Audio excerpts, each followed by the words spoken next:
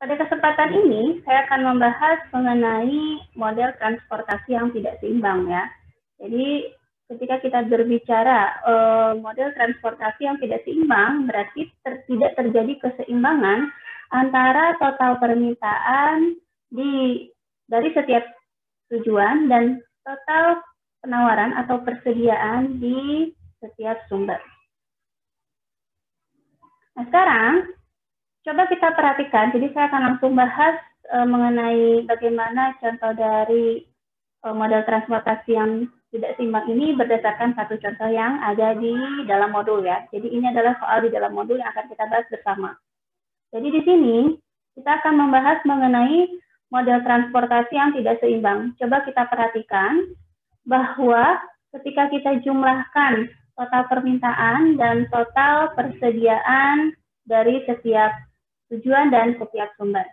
Jadi di sini diberikan tabel transportasi seperti ini, di mana dari tabel transportasi ini, kalau kita amati, jumlah permintaannya, yaitu di tujuan 1, 75, tujuan 2, 30, dan di tujuan 3, yaitu 50, yang biasanya kita nyatakan sebagai sigma BI, ya, di mana BI ini menyatakan berapa sih permintaan yang tersedia di setiap tujuan ya. Jadi kita punya sigma BI-nya itu sama dengan 75 ditambah 30 ditambah 50. Ya. Nah, di sini kita dapatkan bahwa total dari permintaannya di sini sama dengan 155. Oke. Lalu, kalau kita lihat berapa total persediaannya. Nah, total persediaannya di sini sama dengan 20, yaitu persediaan di sumber 1. Lalu di sumber 2 adalah 80, dan di sumber 3 adalah 15. Sehingga total persediaannya adalah 115. Berarti, dari soal ini bisa kita lihat bahwa ternyata total permintaan, ya, yaitu 155 ini lebih dari total persediaan ya.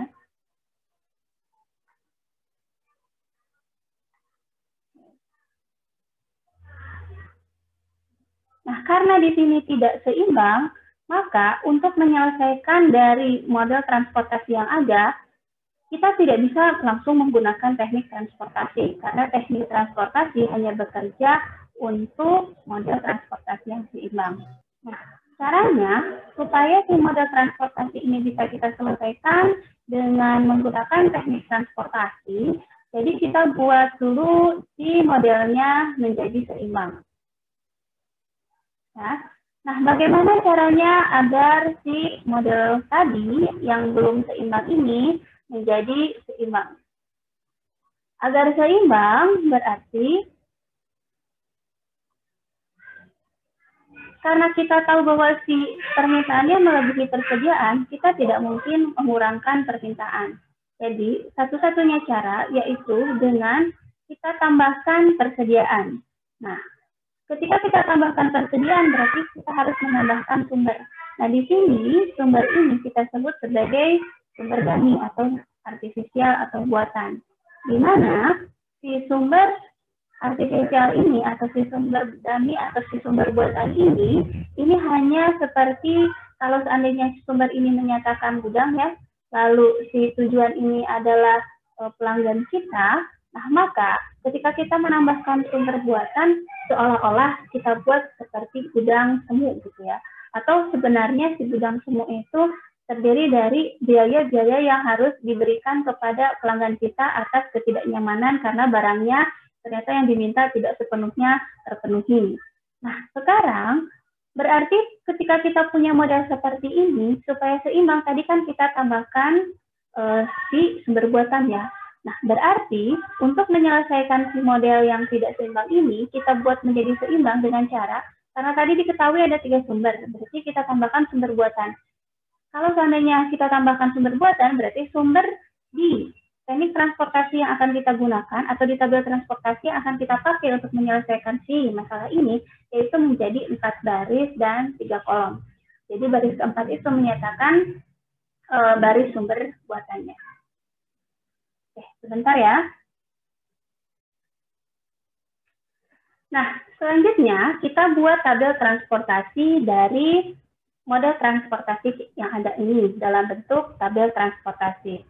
Nah, kembali cara menuliskan si tabel transportasi itu bagaimana?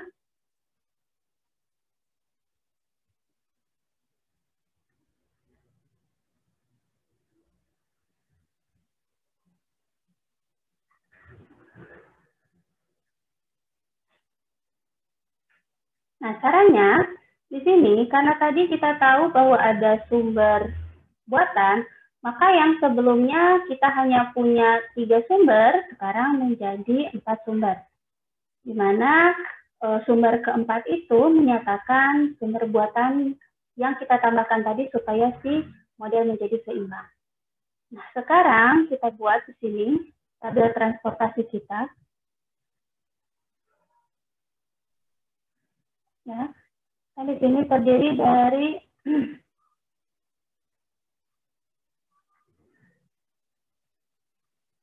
dari 4 sumber ya. Harusnya saya pakai PowerPoint ya ini. Ini susah. Jadi kita buat 4 baris.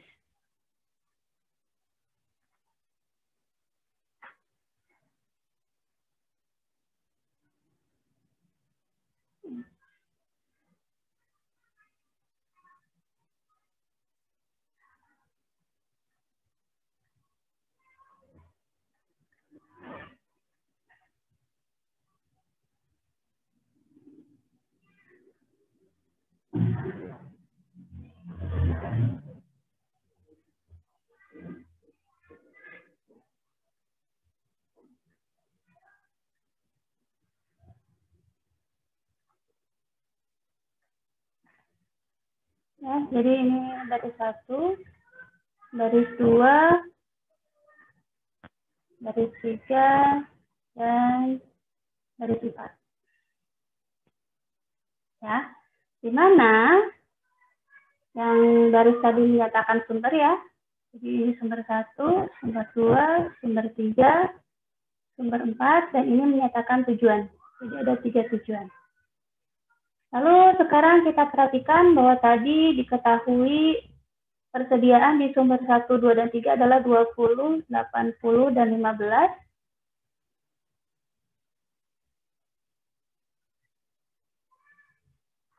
Dan diketahui bahwa permintaan di setiap tujuan adalah 75, 30, dan 50. Nah, mari kita ingat kembali bahwa untuk membuat tabel transportasi di sini, jadi ada setiap sel ini merupakan titik temu di antara sumber dan tujuan, dan terdapat kotak kecil di setiap pojok kanan atasnya untuk menuliskan biaya atau ongkos dari setiap sumber ke tujuan. Nah, contohnya seperti ini. Di sini diketahui bahwa biaya dari sumber 1 ke tujuan 1 itu kan 4, jadi ini kita tuliskan di sini 4. Dari sumber 1 ke tujuan 2 adalah 1, di sini kita tuliskan 1, dan di sini 7. Sama seperti seterusnya, jadi ini adalah biaya atau ongkos dari sumber 2 ke tujuan 1, ini dari sumber 2 ke tujuan 2, dan ini dari sumber 2 ke tujuan 3. Lalu dari sumber 3 ke setiap tujuannya adalah 3, 2, 5. Ini adalah ongkos. Nah, sekarang tadi karena selisih dari total permintaan dan total persediaannya itu adalah 40, maka sumber artifisial ini ya memiliki persediaan kita nyatakan yaitu selisihnya sebesar 40. Lalu dalam perhitungan tabelnya, karena ini adalah sumber semu ya atau sumber yang buatan, maka setiap biaya di sini kita nyatakan dulu 0. Selanjutnya, kita selesaikan masalah yang ada di sini, yaitu dengan menggunakan teknik transportasi. Tentunya, kalau kita ingin menyelesaikan dengan menggunakan teknik transportasi, ingat kembali bahwa ada 3 tahapan yang harus kita lakukan. Yaitu yang pertama, kita cari kondisi awal. Nah, kondisi awal itu terkait dengan apa? Terkait dengan solusi visible awal. Nah, tentunya solusi visible awal di sini ini harus layak untuk kita selesaikan dengan menggunakan teknik transportasi.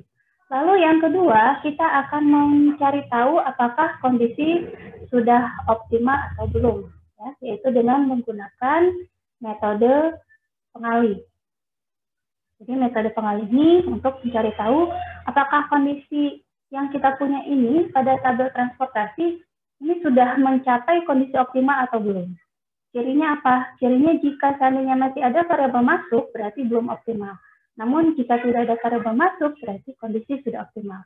Lalu yang ketiga, kalau seandainya kondisinya belum optimal, ya, jadi kalau seandainya kondisi ini belum optimal, ya, di sini kita akan membuat konstruksi loop. Di mana pada konstruksi loop ini kita akan mencari variabel keluar dan memperbaharui tabel sehingga apakah tabel baru atau tabel iterasi yang kita buat itu sudah mencapai kondisi optimal atau belum. Sekarang kita akan menyelesaikan si problem yang tadi. Karena kita harus mencari kondisi awalnya seperti apa, nah solusi visible awalnya seperti apa, di sini ingat kembali bahwa ada 3 cara untuk menentukan solusi visible awal, yaitu bisa dengan menggunakan metode pojok garis laut, metode ongkos terkecil, dan metode hampiran Vogel. Ya, ketiga metode ini sudah saya bahas di dalam video di FYTA. Maka dari itu, untuk menjawab masalah ini, kita pilih saja salah satu caranya, yaitu misalkan yang paling mudah, kita gunakan metode pojok barat laut. Jadi kita masuk ke tahap 1, kita mencari solusi visible basis awalnya, namun dengan menggunakan metode pojok barat laut. Nah, dengan menggunakan metode pojok barat laut ini, berarti si tabel yang kita buat tadi di sini, kita tentukan nilai-nilai atau kuantitas-kuantitas di setiap selnya, dimulai dari sel paling pojok barat laut.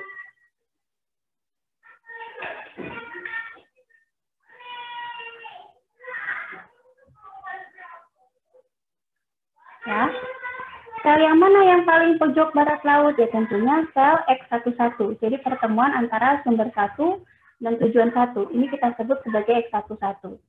Nah, karena di sini kita lihat bahwa total persediaan di sumber 1 yaitu 20 dan total permintaan di tujuan 1 itu 75, maka kuantitas maksimum barang yang bisa kita kirimkan dari sumber 1 ke tujuan 1 itu tidak mungkin lebih dari 20 dan kurang dari 75. Tapi kuantitas maksimumnya di sini adalah 20. Dengan kata lain, ketika kita sudah kirimkan barang dari sumber 1 ke tujuan 1 sebanyak 20, artinya kan persediaannya sekarang menjadi 0 di sumber 1, dan permintaan di tujuan 1 yang bersisa berarti tinggal 55. Oleh karena itu, sekarang kita tidak mungkin lagi mengirimkan barang dari sumber 1 ke tujuan lainnya, karena persediaannya hanya 0 saja. Maka sekarang kita bergerak ke sumber 2. Nah, sumber 2 dia memiliki persediaan sebanyak 80. Karena pojok barat lautnya adalah sel di sini, maka sekarang kita lihat nih. Ya, kuncinya itu tadi ketika satu baris sudah bersisa 0, jadi ketika sumber yang ke satu ini sudah bersisa 0, maka kita lanjutkan ke sumber 2 ya. Tapi ketika kondisinya sekarang malah si tujuannya yang bersisa 0, maka kita bergeser ke tujuan lain. Nah, sekarang kita bergeser ke sini ya. Nah, si sumber 2 ini dimintanya 55 dan tersedianya 80. Berarti kuantitas maksimumnya ya 55. Oke, sehingga sekarang total permintaannya habis dan total persediaannya berarti yang tersisa adalah 25. Berarti sekarang kita sudah tahu bahwa si total permintaan di sini kan sudah habis, maka dari sel ini, pojok barat lautnya sekarang yang mana? Yaitu di kanannya. Di sini. Lalu sekarang kita lihat amati di sini, di sel 22. Yang diminta yaitu 30, yang tersedia 25. Berarti kuantitas maksimumnya adalah 25. Berarti yang ini tersisa 0, dan permintaannya tersisa 5. Berarti karena sumber 2 di sini sudah habis persediaannya, jadi sekarang sel pojok barat laut kita ada di bawahnya. Di sini, di sel 32. Lalu sekarang kita lihat yang diminta adalah 5 dan tersedia adalah 15. Berarti kuantitas maksimumnya adalah 5. Sehingga yang tersedia sekarang menjadi 10 di sumber 3 dan yang diminta di tujuan 2 habis. Jadi sekarang sel pojok barat laut kita bergeser ke kanan. Oke, lalu di sini yang diminta 10, yang diminta 50, yang tersedia 10. Berarti kuantitas maksimumnya adalah 10. Sehingga persediaan di sumber 3 berubah menjadi 0 dan permintaan di tujuan 3 menjadi 40. Sehingga pojok barat laut kita adalah bergeser ke bawahnya, dan yang diminta itu 40, yang tersedia juga 40, berarti di sini kuantitas maksimumnya adalah 40, sehingga akhirnya kondisinya sekarang setiap sumber dan setiap tujuan bersisa 0. Nah, karena di sini kita terdapat 4 sumber dan 3 tujuan, maka jumlah variabel basis di kondisi awal itu haruslah sejumlah 4 tambah 3 dikurang 1. Berarti kalau ditanya ada berapa sih banyak variabel basis yang layak yang kita katakan pada solusi visible basis awal kita.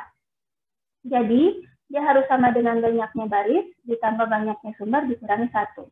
Sehingga di sini karena banyaknya barisnya 4, banyaknya sumbernya 4 dan banyaknya tujuannya 3, berarti total dari banyak variabel basis yang layak itu ada sebanyak 4 tambah 3 kurang 1 atau sama dengan 6.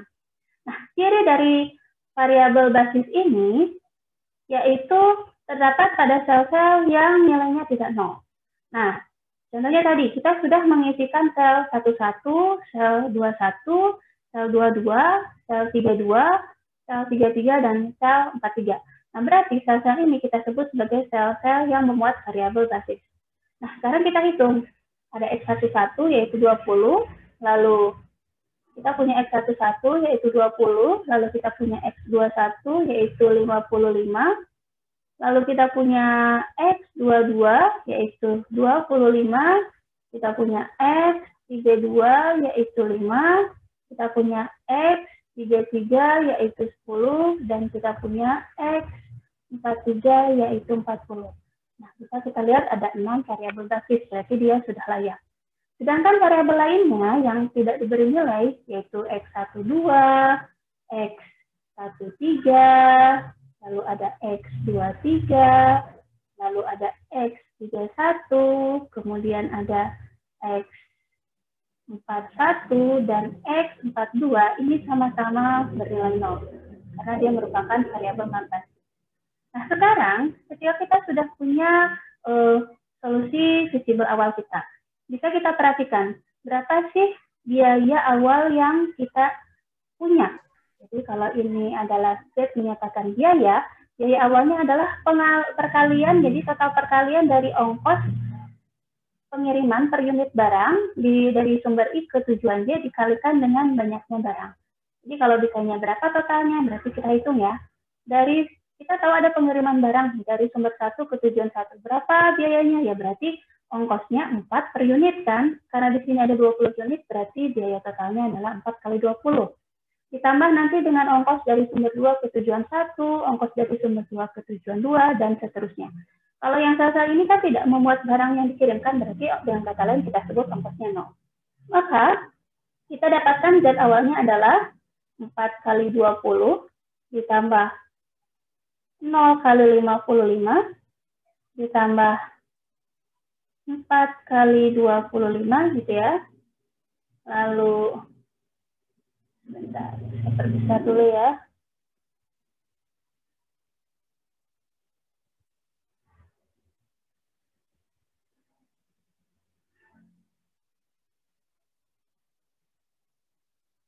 Oke, nah ditambah dengan 2 kali 5 lalu ditambah 5 kali 10 dan ditambah dengan, nah yang ini ya di sini kan ada biaya ya. Nah, karena kondisi ini kita belum tahu dia optimal atau tidak, maka di Z awal ini kita tuliskan dulu biayanya adalah 0 kali 40. Tapi pada saat kita sudah tahu kondisi optimal, nanti beda lagi. Biaya yang kita tuliskan untuk menghitung Z itu adalah biaya penalti yang harus dibayarkan. Sehingga Z awal kita sekarang nilainya adalah 80 ditambah 0 ditambah 100 ditambah 10 ditambah 50 ditambah 0. Ya, sehingga totalnya adalah 240. Ya, jika ada salah silakan dikoreksi. Nah, sekarang kita akan masuk ke langkah kedua, yaitu kita cek nih dengan menggunakan metode pengalih. Apakah si tabel kita ini sudah bisa disebut sebagai kondisi yang optimal atau belum? Ya, caranya bagaimana? Caranya, karena kita gunakan metode pengalih, maka di sini kita harus mencari dulu pengalih baris dan pengalih kolom dari setiap sumber dan setiap tujuan.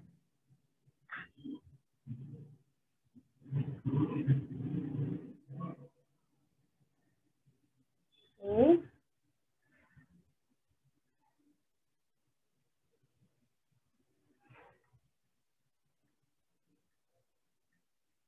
Ya, jadi sekarang kita masuk ke langkah kedua, yaitu kita gunakan metode pengalih.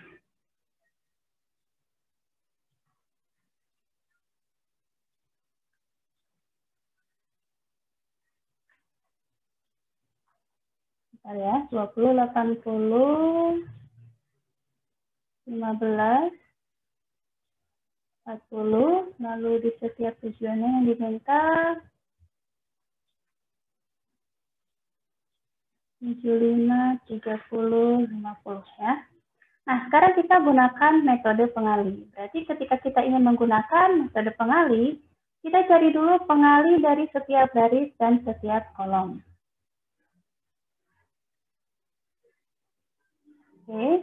Nah, cara menghitung pengalih, ya, pengalih baris itu kita notasikan dengan U, pengalih kolom itu kita notasikan dengan V. Jadi di sini kita akan mencari U1, U2, U3, U4.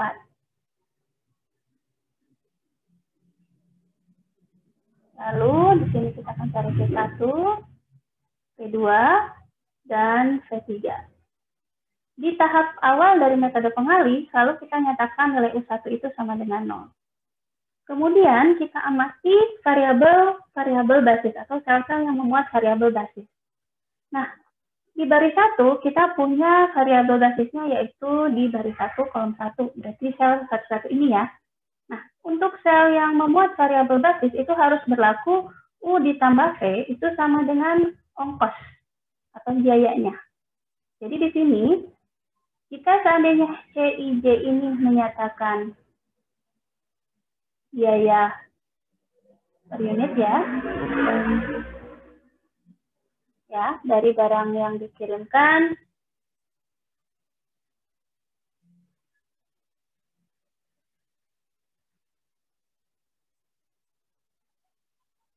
tentunya dari sumber I ke tujuan J ya. Maka harus berlaku apa? Jadi pada sel variabel jadi sel yang memuat variabel basis intinya ya. Jadi berlaku bahwa UI ditambah VJ itu sama dengan CIJ. Ya.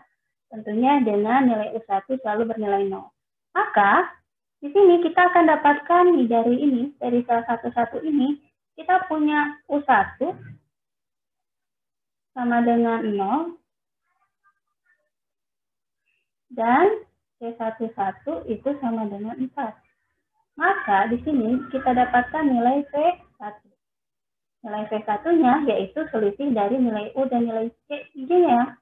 Karena tadi kita tahu bahwa UI tambah VJ haruslah sama dengan CIJ. Maka di sini kita dapatkan nilai V1-nya yaitu sama dengan 4. Jadi kita tuliskan nih 4 di sini. Lalu sekarang kalau kita amati di baris 1 masih ada nggak variabel basis? Nggak ada ya. Sekarang kita lihat di baris kedua. Di baris kedua di sini ada variabel basis yaitu di sel 21. Ya, di mana kita dapatkan P1-nya yaitu tadi 4 dan P21-nya yaitu sama dengan 0. Berarti dari sini kita dapatkan nilai U2. Ya, nilai U2-nya sama dengan berapa? Yaitu ini, P21 kita kurangi dengan nilai P1. Sehingga diperoleh nilai U2-nya yaitu sama dengan negatif 4. Jadi di sini kita tuliskan negatif 4. Lalu dengan cara serupa, nah yang ini sel 22 kan membuat variabel basis juga. Berarti kan U tambah V-nya untuk sel ini yaitu U2 ditambah V2 haruslah sama dengan 4. Karena nilai U2-nya sama dengan negatif 4, berarti nilai V2-nya ini sama dengan 8. Ya, di baris 2 sudah nggak ada lagi nih variabel basisnya. Kita ke baris ketiga. Nah, di sini di sel 32 di sini memuat variabel basis dengan nilai V2-nya sudah diketahui 8 dan biayanya adalah 2. Berarti nanti kita dapatkan nilai U3-nya ini haruslah sama dengan negatif 6. Karena nilai U3 ditambah V2 ini haruslah sama dengan 2. Lalu di baris 3 ini juga kita sudah dapatkan nilai U3 sama dengan negatif 6. Berarti berapa nih sel yang merupakan pertemuan dari baris 3 dan kolom 3 ya? Berarti di sini kita akan dapatkan nilai V3. Nilai V3-nya berarti negatif 6 ditambah berapa supaya jadi 5. Berarti kan 5 tambah 6 ya, yaitu sama dengan 11. Ya. Lalu dari nilai V3 ini, karena dia punya nih, tujuan 3 ini mendapat pengiriman barang dari sumber artifisial 4 tadi ya, yaitu sebesar 40 dengan biaya 0. Maka di sini kita dapatkan nilai U4 yaitu sama dengan negatif 11. Ini baru pengali baris dan pengali kolom. Nah, tugas kita untuk menentukan apakah kondisi sudah optimal atau belum, yaitu kita hitung nilai pengali pada setiap variabel non-basis. Ya. Nah, variabel non-basis yang kita punya dari kondisi awal ini, yaitu kan X12, X13, X23, X31, X41, dan X42. Berarti pada setiap sel ini kita cari nilai pengalinya. Nah, apa yang berlaku pada sel yang memuat variabel non-basis? Jadi, di sini kita punya nilai pengali. Nilai pengali ini yang kita sebut dengan CIJ bar. Ini adalah nilai pengali yang menentukan kondisi sudah optimal atau belum. Nah, nilai CIJ bar ini kita hitung pada setiap variabel non-basis, yaitu nilai CIJ dikurangi nilai penjumlahan UI dan VJ-nya. Nah, jika seandainya masih ada nilai pengali di sini yang negatif, berarti ini menjadi calon variabel masuk. Ya, tapi kalau seandainya semua nilai CIJ ini tak negatif,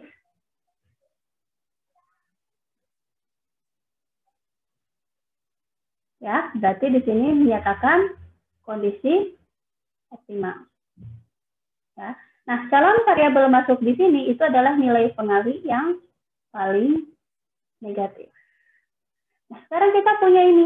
Bagaimana nilai pengalinya?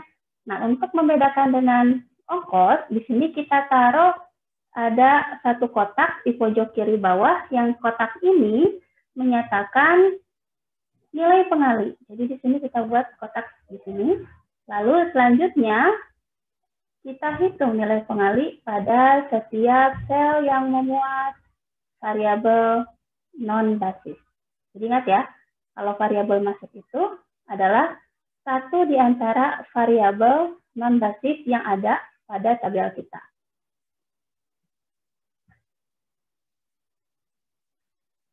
Oke, nah sekarang kita hitung nih nilai pengalinya. Kita tahu bahwa di sini, nih, di sel 12, ini memuat variabel non-basis. Ya, sebagai contoh. Kita tahu di sel 12 kita punya U1-nya 0, lalu kita punya V2-nya 8, dan kita punya nilai C12-nya itu sama dengan 1. Maka di sini kalian akan dapatkan nilai pengali C12 bar, di mana nilainya adalah C12, itu 1, dikurangi penjumlahan U dan V-nya. Sehingga kita dapatkan 1 dikurang 8 sama dengan negatif 7. Jadi di sini kita isikan sel di sini dengan negatif 7. Ya. Nah, dengan cara serupa di sel ini, kita punya nilai ongkosnya 7, penjumlahan U dan V-nya 11. Berarti kan 7 kurang 11 sama dengan negatif 4. Nah, kelihatan di sini. Ada yang negatif nih, nilai pengalinya. Oh, berarti kondisi belum optimal ya. Nah, dengan cara serupa, di sel 23. Sel 23 kan di sini juga memuat variabel non-basis ya. Sehingga kita akan dapatkan nilai pengalinya adalah 6, dikurangi dengan penjumlahan U dan V-nya di sini adalah 7. Berarti 6 dikurang 7 sama dengan negatif 1. Lalu di selnya ini, ongkosnya 3, penjumlahan U dan V-nya adalah negatif 2. Berarti 3 dikurang negatif 2 berarti 3 tambah 2 ya, sama dengan 5. Di selnya ini, ongkosnya 0 dan penjumlahan U dan V-nya itu adalah negatif 7. Maka 0 dikurang negatif 7 sama dengan positif 7. Nah, di sini, ongkosnya 0 dan U tambah V-nya yaitu negatif 3. Berarti 0 dikurang negatif 3 yaitu positif 3. Sekarang kita lihat bahwa di sini ada nilai pengali yang masih negatif, berarti kondisi belum optimal. Dan siapa variabel masuknya? Nah, variabel masuknya yaitu sel yang memuat nilai pengali paling negatif ada di mana? Ada di sel 12. Berarti X12 ini sebagai variabel masuk. Nah, jadi kalian ingat bahwa di sini kita dapatkan nilai CIJ paling negatif, yaitu C12 ya. Sehingga kita dapatkan variabel masuknya, yaitu X12. Nah, karena kondisi belum optimal, berarti berdasarkan langkah pada teknik transportasi, kita harus lanjutkan ke langkah ketiga, yaitu membuat konstruksi loop. Di mana konstruksi loop ini haruslah berawal dan berakhir di variabel masuk. Dan konstruksi loop yang kita buat, di situ harus terbuat dari beberapa segmen, baik itu segmennya boleh horizontal, boleh vertikal, yang tidak boleh itu miring ya. Dan setiap segmennya haruslah berawal dan berujung di variabel basis.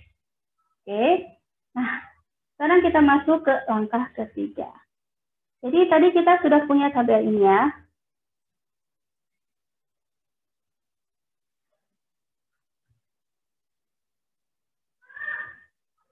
Kita sudah punya tabel ini dan sekarang kita masuk ke langkah ketiga. Kita buat konstruksi loop. Karena kita sudah tahu tadi variabel masuknya adalah X12, berarti sekarang kita akan membuat loop yang berawal dari X12 dan berakhir di X12. Sekarang kita buat dulu segmen pertama. Bu, saya boleh nggak membuat arahnya berlawanan arah jarum jam? Boleh. Dan di contoh yang saya berikan di video semuanya searah dengan jarum jam ya. Maka di pembahasan kali ini saya akan buat contoh yang berlawanan arah jarum jam. Sekarang kita buat nih segmen pertama yang berawal di X12 dan berlawanan arah jarum jam. Berarti kita putarnya ke kiri ya. Nah, arah dari X12 ke kiri yang mungkin kita buat yaitu secara horizontal. Kemana? Nah, di sini ada variabel basis yaitu di X11. Maka sekarang kita buat ya arahnya dari X12 ke X11.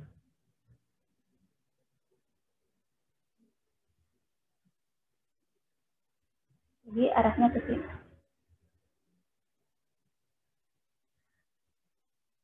Sekarang kita buat lagi segmen. Nah, karena X11 ini nggak mungkin lagi ke kiri ya. Yang mungkin kemana? Ke bawah nih kalau berlawanan dengan arah jarum jam. Berarti kemana nih yang mungkin?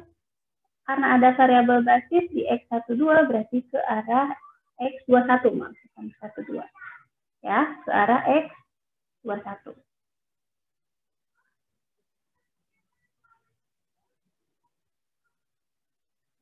Selanjutnya dari X21 kan tidak mungkin ke bawah karena di bawah tidak ada variabel basis ya. Jadi kita buat segmen loopnya sekarang adalah ke X22. Karena di X22 dia merupakan variabel basis. Oke, lalu dari X22 perlu nggak kita ke X32 gitu. Nah, di sini dari X22 kita bisa langsung pulang ke X12 ya, jadi tidak perlu merepotkan diri sendiri. Tidak harus segmen yang kita buat dalam loop ini melalui semua variabel basis yang ada. Ya, jadi ternyata dari X22 kita bisa kembali ke X12 ya. Maka di sini loop kita sudah selesai kita buat. Dan sekarang mari kita periksa siapakah yang menjadi variabel keluar. Caranya begini. Kita tahu tadi variabel masuk kita adalah X12. Nah, si X12 ini tadinya kan dia bernilai 0 ya. Maka selanjutnya dia harus bertambah nilainya. Maka kita tandai di sini ya, di sel ini yaitu dengan tanda positif. Di mana di tanda positif artinya pada sel ini terjadi penambahan. Nah, karena dari X12 itu ujung segmennya adalah X11, maka ketika X12 ditambah, haruslah X11 ini berkurang. Karena X11 ini mempunyai ujung segmen X21, berarti ketika X11 berkurang, maka si X21 harus bertambah, dan seterusnya berarti yang X22 ini harus berkurang. Jadi kalian bisa lihat pada loop ini, banyaknya sel yang bertambah dan banyaknya sel yang berkurang itu harus sama. Nah, sekarang ciri dari variabel keluar itu adalah sel yang memuat tanda negatif atau sel yang akan kita kurangi, dan lihat mana sel yang memuat kuantitas paling sedikit. Ya, di sini kita tahu bahwa yang paling negatif itu adalah X11 ya. Sorry, bukan paling negatif, tapi yang paling kecil dari tanda yang paling negatif itu adalah X11. Dan di sini yang bertanda negatif yaitu X11 20 dan X22-nya 25 ya. Jadi di antara 20 dan 25 yang lebih kecil mana? 20 yang terkecilnya. Berarti di sini kita katakan si X11 ini akan menjadi variabel keluar. Maka dari itu, pada saat kita update tabelnya, ya,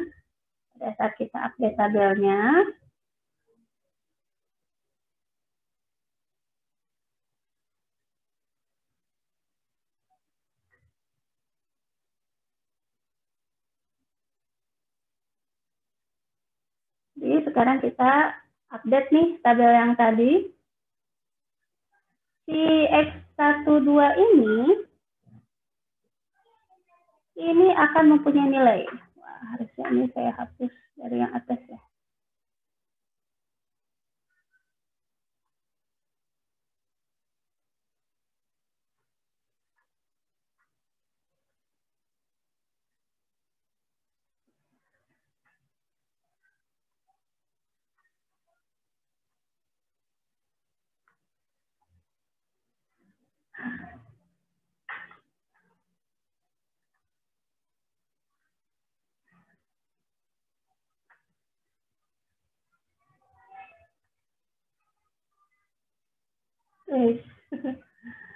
Wah, masih manual ya. Saya hapus dulu. Jadi ini kan pasti nilai pengalinya akan berubah ya. Jadi akan saya hapus, tapi dia akan tetap masih menjadi variabel non-basis. Yang berubah sekarang yang ini tadi. Kan X satu-satunya menjadi variabel keluar ya. Berarti dia akan hilang nilainya karena sudah menjadi 0. Lalu karena si X12 menjadi variabel basis, dia bertambah berapa? Dia bertambah dengan si nilai terkecil yang bertanda negatif tadi. Berarti kalau di sini asalnya 0, kita tambahkan dengan 20 sehingga nilainya menjadi 20. Lalu pada loop ini, yang ini kan sudah berkurang jadi 0 dan dia menjadi variabel keluar. Berarti tidak kita tulis lagi ya. Sedangkan di sel yang ini, kan dia memiliki tanda plus ya, berarti harus bertambah. Bertambah berapa? Ya bertambah nilai yang sama, seperti yang tadi pada saat kita kurangkan. Jadi dia bertambah 20, sehingga nilainya adalah 75. Kalau ini berkurang 20, berarti nilainya 5. Ya, sekarang kita sudah mengupdate tabel, lalu kita perhatikan apakah kondisinya mempengaruhi jumlah permintaan dan persediaan tidak. Kalian cek saja. bahwa di sini persediaan di setiap baris akan tetap dan permintaan di setiap kolom juga akan tetap, tidak berubah ketika kalian mengupdate tabel. Cuma yang berubah sekarang ternyata variabel basisnya yang semula kita punya X11 yang menjadi variabel basis, karena dia sudah berubah menjadi variabel keluar, maka yang menjadi variabel basis selanjutnya yang menggantikan X11 yaitu variabel masuk kita, yaitu X12. Sekarang kita periksa lagi di tabel ini seolah-olah menjadi tabel awal kalian. Ya. Jadi kan ini hasil iterasi 1 ya. Lalu sekarang kita anggap si tabel ini sebagai tabel awal kita. Jadi otomatis untuk memeriksa apakah ini sudah mencapai kondisi optimal atau belum, kita gunakan nanti metode pengalih. Berarti selanjutnya dari tabel iterasi pertama kita ini, kita selesaikan atau kita hitung dulu nilai pengalih pada setiap sel yang memuat variabel non-basisnya. Oke, nah jika ada yang kebingungan, boleh langsung ditanyakan sekarang ya, daripada nanti kalian tersesat pada saat sudah saya membahas jauh sekali. Jadi boleh interupsi, Bu. Saya masih bingung di yang bagian ini, kenapa bisa begitu. Boleh langsung di tengah-tengah kalian tanyakan. Nah, sekarang kita akan memeriksa si tabel iterasi ini, iterasi pertama ini, apakah sudah ada di kondisi optimal atau belum dengan menggunakan metode pengalih. Berarti sama seperti tadi, jadi si tabel iterasi pertama kita ini, kita cek dulu nilai pengalih baris, pengalih kolom, dan nilai pengalih pada setiap sel variabel basisnya. Ya, caranya sama seperti tadi. Nilai U1 selalu kita buat sama dengan 0. Berarti ketika kita sudah dapatkan U1, nih, di mana kita bisa mendapatkan nilai V? Dari sini nih. Pertemuan antara baris 1 dan kolom 2 itu adalah basis, berarti kita dapatkan V2. V2-nya berapa? Karena nilai U dan V harus sama dengan ongkos, dan ongkosnya di sini adalah 1, berarti nilai V2 di sini adalah 1. Ya. Lalu dari V2 diketahui kita bisa dapatkan nilai U2 nih. Karena apa? Karena di sini ada pertemuan antara baris 2 dan kolom 2. Nah, V2-nya udah ketemu 1, ongkosnya 4. Oh, berarti nilai U-nya yaitu 3. Nah, dari U2 kita lihat ada pertemuan antara baris 2 dan kolom 1. Jadi kita bisa dapatkan nilai V1. V1-nya berapa? Karena ongkosnya 0 dan U2-nya adalah 3, berarti V1-nya adalah negatif 3. Ya. Lalu dari yang V2 ini juga ternyata dia bertemu juga nih si kolom 2 dengan baris 3. Jadi ada variabel basis di sini, berarti di sini kita dapatkan nilai U3. Nilai U3-nya yaitu karena V2-nya 1 dan ongkosnya 2, berarti U3-nya sama dengan 1. Dan seterusnya, oh ada pertemuan nih baris 3 dan kolom 3, berarti kita dapatkan V3, V3-nya sama dengan 4. Dan seterusnya, sehingga kita dapatkan di sini nilai U4 itu sama dengan negatif 4. Karena nilai V3 itu sama dengan 4, dan di sini ada pertemuan antara baris 4 dan kolom 3 dengan nilai biaya atau ongkosnya 0. Ya, sekarang kita cari nilai pengalih di setiap variabel non-basisnya. Ini adalah variabel non-basis. Berapa sih nilai pengalihnya? Oh, berarti 4 dikurang 0 tambah negatif 3. Berarti kan 4 dikurang negatif 3, sama saja 4 ditambah 3, hasilnya 7. Oke, positif. Tenang gitu ya. Terus kita lanjutkan ke sel yang ini. Ongkosnya 7, U tambah V-nya 4. Berarti 7 kurang 4, hasilnya adalah 3. Oke, tenang. Positif ya, belum ada yang negatif. Lalu yang ini, di sel 23. Ongkosnya 6, U tambah V-nya 7. Berarti negatif 1. Wah, kondisi belum optimal. Berarti sudah kalian bayangkan, selanjutnya kita akan membuat konstruksi loop lagi. Lalu yang di sel ini, ongkosnya 3, U tambah V-nya adalah negatif 2. Sehingga di sini nilai pengalihnya adalah 3 dikurang negatif 2. Ya, hasilnya adalah 5. Lalu yang ini 0 dikurang negatif 7, berarti positif 7. Yang ini 0 dikurang negatif 3, berarti positif 3. Ya, masih ada yang negatif ya nilai pengalihnya. Berarti di sini ada variabel masuk. Siapa variabel masuknya? Yaitu karena dia berada di pertemuan baris 2 dan kolom 3, berarti X23 ini sebagai variabel masuk. Lalu kita buat konstruksi loop yang berawal dan berakhir di X23. Kita buat segmennya. Terserah mau segmennya berlawanan atau searah. Karena tadi sudah berlawanan, Bu, mari kita lanjutkan perlawanan kita. Oke, kita lanjutkan. Nah, dari X23 ini, mungkin nggak kita buat segmen yang berlawanan dengan arah jarum jam, tapi bentuknya vertikal, berarti ke atas ya?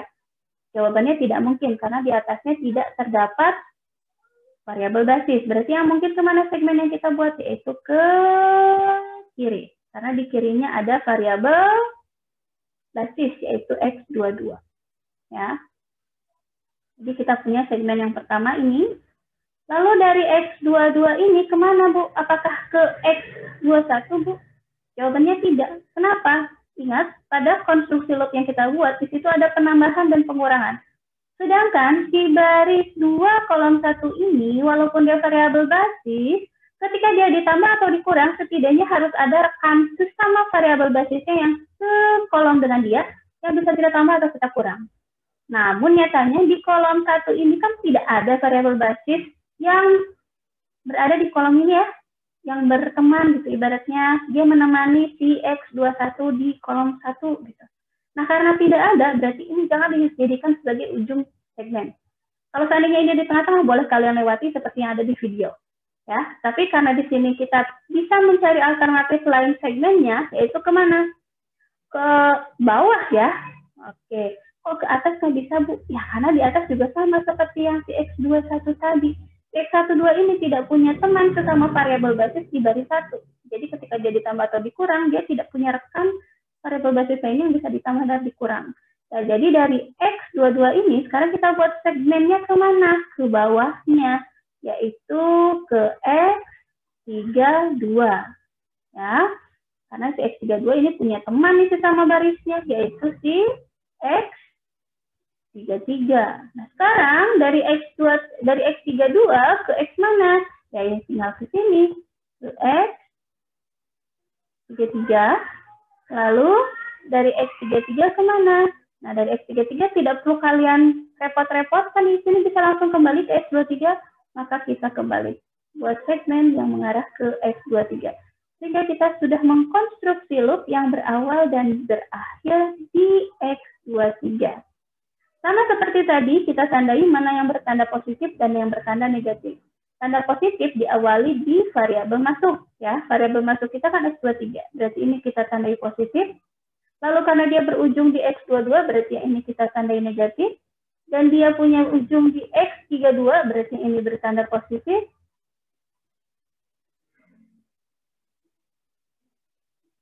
Ya, dan dia berujung lagi di X33, berarti ini bertanda negatif.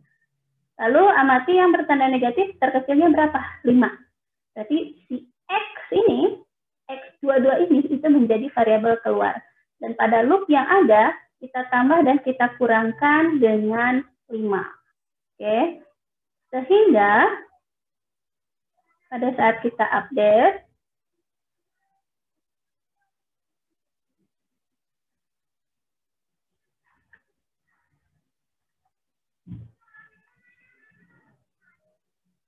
nah, pada saat kita update tabelnya,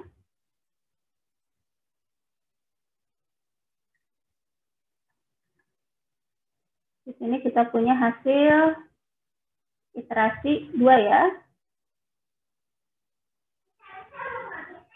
Oke. Nah, yang ini, si X23, ini menjadi variabel basis.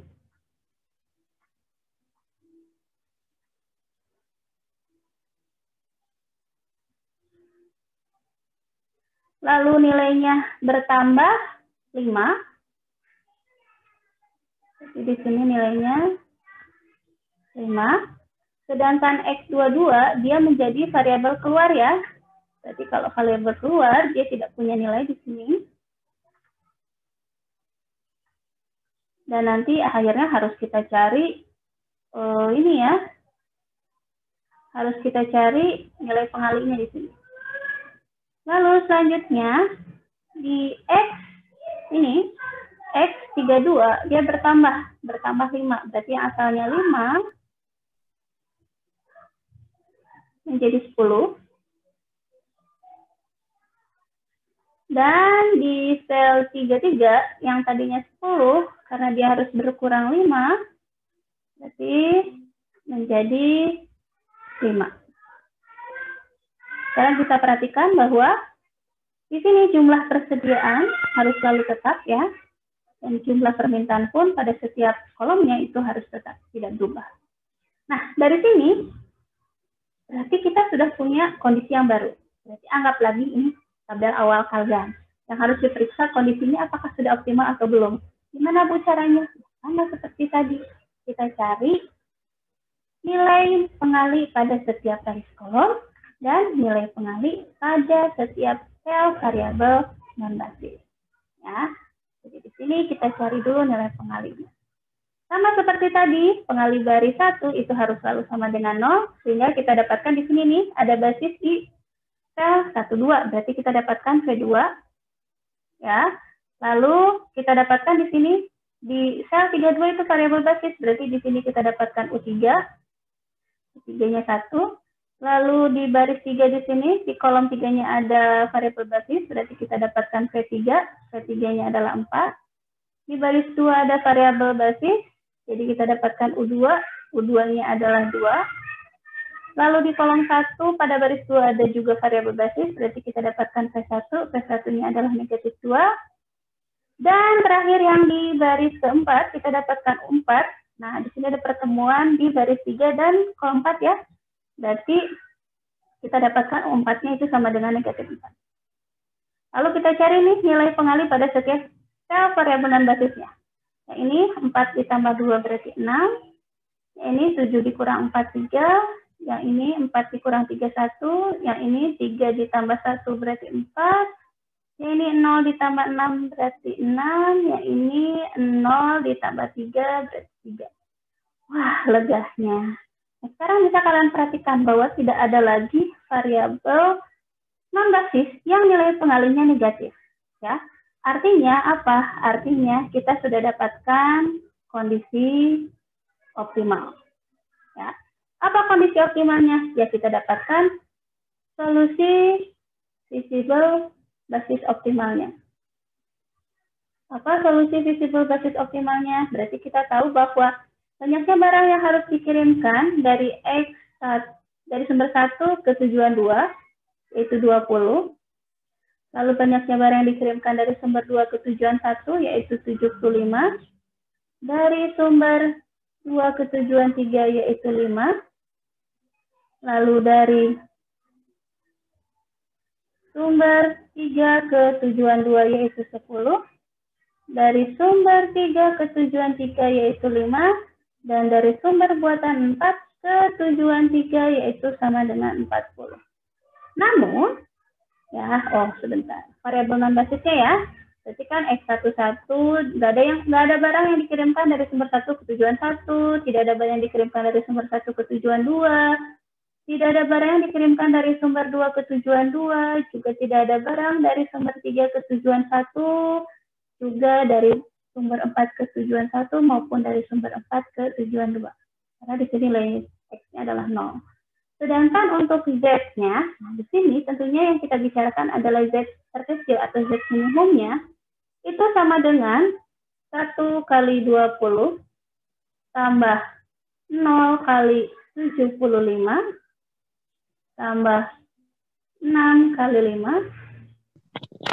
nah, lalu tambah 2 kali 10 tambah 5 kali 5 tambah, nah ya ini, nah kan pada saat kita ingin menghitung berapa sih biaya total yang dikeluarkan dari sumber buatan 4 ya ke tujuan 3.